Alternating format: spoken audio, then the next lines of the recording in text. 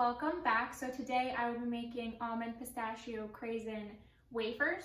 They are very, very thin cookies that are very easy to whip up. So let's get right into it. First, I'm going to combine all of the dry ingredients. So that's a lot of flour. So it's 3 1/4 cup of flour. Then it's 1 teaspoon baking powder, half a teaspoon of salt, and half a teaspoon of cinnamon. Then what I'm going to do is sift it into a different bowl, and then we will work on the wet ingredients. All right, all of my dry ingredients are sifted. Now I'm going to combine the wet ingredients. So it is 1 1/4 cup of packed dark brown sugar. And if you see, I'm putting it right into a saucepan because we're going to melt all of these ingredients together. Then I'm going to add in 7 tablespoons of dairy-free butter. And then I'm also going to add in 1/4 cup plus 1 tablespoon of water. So now I'm going to put that on the stove over medium-low heat and cook it for about 5 minutes until the sugar is dissolved.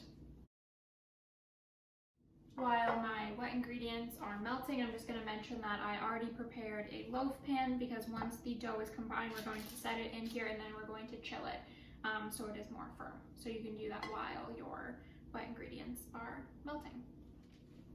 All right, now that my sugar is completely melted, I'm going to add it right into the dry ingredients. What I'm going to do is I'm just going to make a little well in the middle of the dry ingredients, and then I'm going to mix this in by hand. We can always add it to a stand mixer if needed, but I'm just going to pour this in slowly.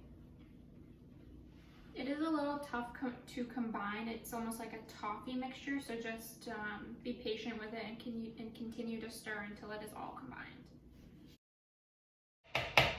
So I'm going to combine it to this point. I think you can see that the flour isn't all completely incorporated, but what I'm going to do now is I'm going to mix in all of the nuts. There's a lot of them. So there's almonds, pistachios, and then craisins. You can use cherries in this. I couldn't find cherries, so I'm just going to use craisins, and I think it should be fine. Something to note is that the nuts are in their whole form, because what we're going to do is once everything is combined and chilled, we're going to slice it really thin. And because the nuts aren't pre-sliced, you'll be able to see beautiful slivers of the nuts in each wafer. It's definitely not the easiest thing to combine. It gives you a forearm workout for sure.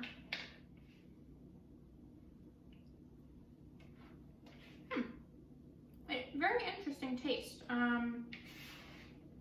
It's definitely like a toffee, very, very chewy.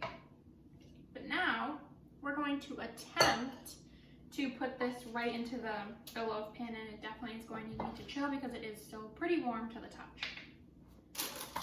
So now I'm just going to push it down to fit into my mold. Alrighty, well that was really quick and really, really easy to make.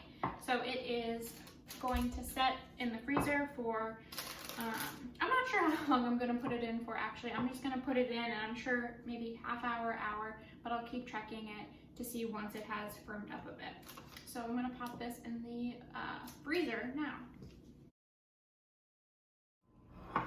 Okay, so the loaf has been in the freezer for about an hour and a half, and it firmed up very nicely. So I'm going to take it out of the container now, and what I'm going to do is slice it in very, very thin pieces. So the goal is to slice it as thin as possible without having it break apart.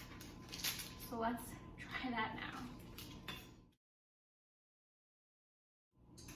Okay, so it's not the easiest thing in the world to cut, but if you go slow and steady, you will be able to cut through them, but they come out beautiful. And as I mentioned, you can see these slivers of nuts within it. So now what I'm going to do is I'm going to lay them out on a baking sheet. The good news is that they don't spread, so you can put them as close as you want. Mine are a little thicker than I wanted them to be. I'll try to show you a close-up. So I wanted them to be about 1/8 of an inch, but they are slightly bigger than that, and that's just because I have a hard time cutting them, but they will bake fine nonetheless. So just laying these out now. They are perfect with tea or coffee. It's almost like a biscotti, but more of a cookie. So very enjoyable.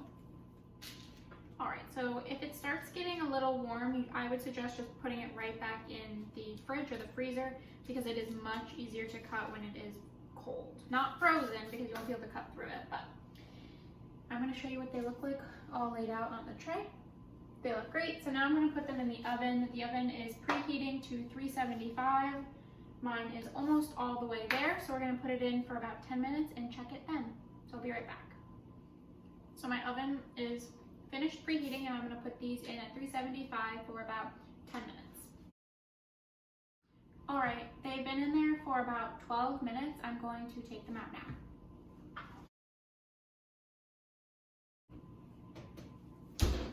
Because I cut them a little thicker than suggested, I did leave them in there for 12 minutes rather than 10 minutes, and I'm going to let them cool on here. They're still gonna be soft while they're warm, but once they are completely cooled, they will be crispy, just like your traditional wafer. So I'll show you guys what the final looks like. They did spread just a little bit because I did cut them thicker, like I mentioned, but they look beautiful and they'll be great with afternoon tea or coffee. But thanks for joining me, everyone, and I will see you next time.